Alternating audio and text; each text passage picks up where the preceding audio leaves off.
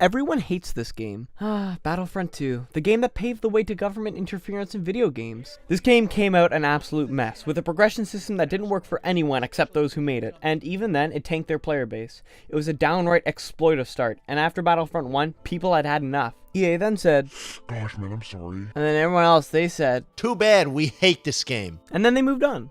I spectated this from afar, downvoted the Reddit post, and just said I would get it when it's $5. Fuck. I've always been a huge Star Wars fan. Ever since I fell in love with the first movie, my growth and even creative projects have been super influenced by the world of George Lucas. Hell, I've dubbed over a few scenes and have even wrote my own fan film. A rat in the desert.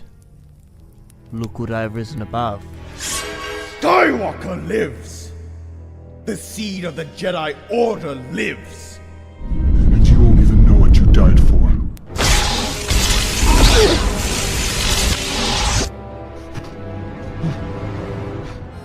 I love those movies, but what have shaped me even more as a child were the video games. Demolition, Jedi Battles, Pod Racing, Jedi Academy, to all I've lost countless hours. That said, there was one game that trumped every other one.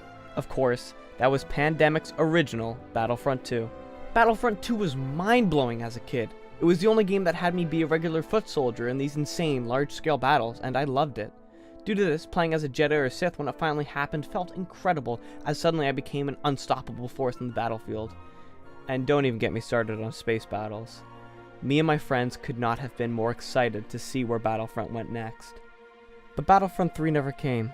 Although having been in development for a while, it was canned, and we just moved on to other games.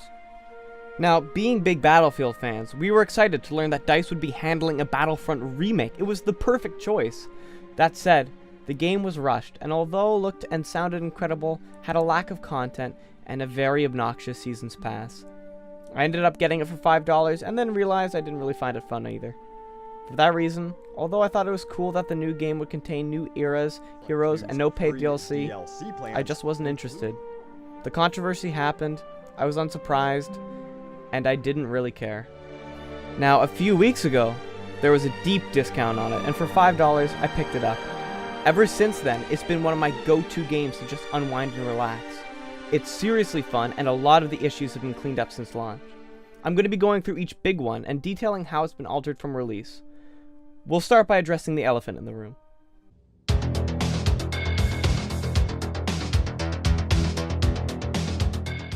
Progression in this game sucked ass.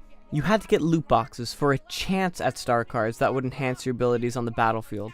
Directly, you worked towards nothing, and you could buy loot boxes outright, making the system a little bit pay to win, but more so pay to have a chance at winning. Undoubtedly, after release, this was the biggest glaring issue with the game, and fortunately, EA recognized this. After a little bit of subtle coaxing. Nowadays, star cards are earned by leveling up and actually playing whatever you want star cards for, and there's no way to bypass that grind with your wallet. Furthermore, star cards are no longer purchased with credits at all, rather giving you points in the specific class or hero to use to craft them. Although not the most exciting system, it's still leagues better than what it was before. Along with the new star cards, cosmetics have started to make their way into the game, currently as hero outfits and some trooper ones too. Due to the huge amount of development time lost, there aren't too many options outside of the Clone Wars era right now, but these cosmetics are good and fairly priced, except maybe the legendary stuff. Plus, there's always more coming out. These you can buy outright, but the price on them is a little bit insane, so I don't know why you would. The final form of progression comes in unlocking new heroes or hero starfighters that were released after Lando Calrissian's Falcon. Now you must cough up 35,000 credits to unlock them, which are gotten in-game by playing matches or doing a set of challenges. I think this is more than fair, and I actually really enjoy grinding out credits to unlock a badass hero like Grievous or Obi-Wan, and they also can't be bought outright. Overall, progression has seen a huge overhaul and is vastly improved from its previous iteration.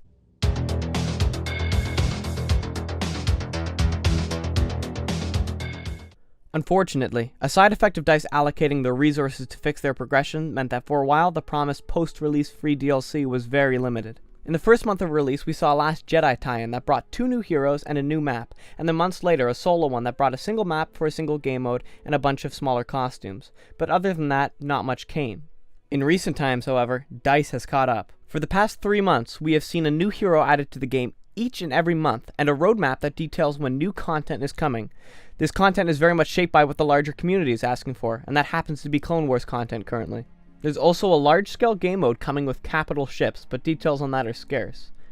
DICE thankfully have also stated that their support of Battlefront 2 will not end at the Clone Wars season, and if development continues in this way, it's very possible that Battlefront 2 will be stuffed with content to please any Star Wars fan. It may have taken a year to get here, but the game feels more alive than ever.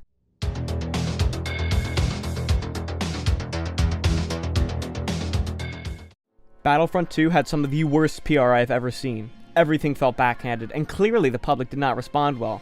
Luckily, DICE and their developers have taken over nearly completely, and have been so transparent with the status of the game and what they're working on, that honestly, it kinda sets a precedent to any and old developers to follow. The people at DICE really do care about their game, and their continued communication with the community, and even shifting their development where the community wants it, speaks leaps and bounds as to how they operate. The development team behind Battlefront 2 all feel human instead of corporate, which is always nice in a huge AAA game. The aforementioned roadmap always keeps fans in the know, and the developers are upfront about when they need to delay or when requested features will be added into the game. Overall, their PR has taken a massive U-turn.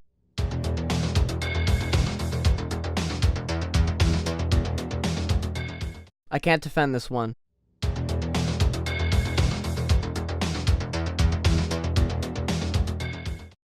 I think at its core, purely gameplay-wise, Battlefront 2 was always rock solid. The battle point system is a massive upgrade to the previous pickup system, and encourages actually playing, rather than twiddling your thumbs wanting to become Luke Skywalker. The game lets you switch between first and third person at any time, and both have their own merits. Personally, I prefer third person, but you may think otherwise. The reinforcements are all super fun, and the heroes are weirdly balanced. To rack up a gross kill streak, you actually have to know how one hero works, and since they decrease how expensive they are, it's very rare I don't play as one in the match, which encourages practicing and just getting better. In Battlefront 1, you never got to play as heroes or villains, which was stupid because it was the most fun and unique part of the game. In Battlefront 2, you got to do it all the time, and there's actually an emphasis on it. They feel like a core part of gameplay, rather than in Battlefront 1 when they're this lucky one-time find. Also, ripped straight from Battlefront 2 2005 are classes, which were super fun, and I'm so glad they're back. Each one presents their own unique gameplay style, and every single one is super distinct from each other. You have the one that doesn't need to aim, the one that doesn't need to aim, the one that doesn't need to aim, and the sniper. Now, as far as the Jet Trooper and Enforcer go, they're both awesome, and each faction have their own variations, which makes learning each one its own challenge.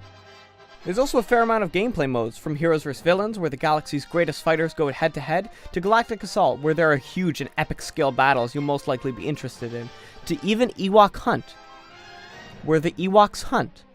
There's something in here for everyone, and it's damn fun. The game, of course, looks and sounds unbelievable, and is packed to the brim with fan service that just serves to further my enjoyment in the game.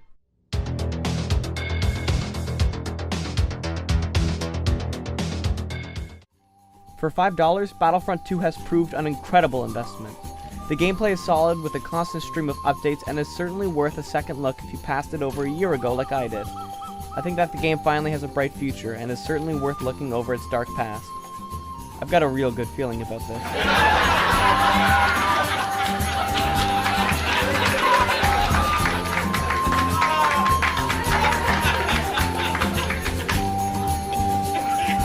Too bad we hate this game.